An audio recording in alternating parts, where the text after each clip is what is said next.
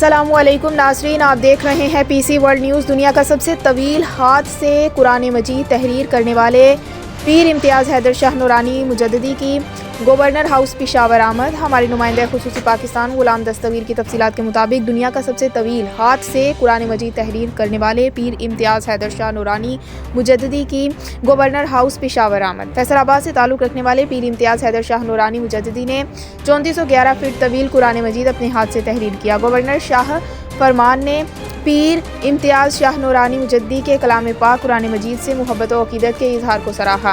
पाकिस्तानी शहरी ने अपने हाथ से दुनिया का तवील कुरान मजीद तहरीर किया, जो कि काबिल तहसीन है।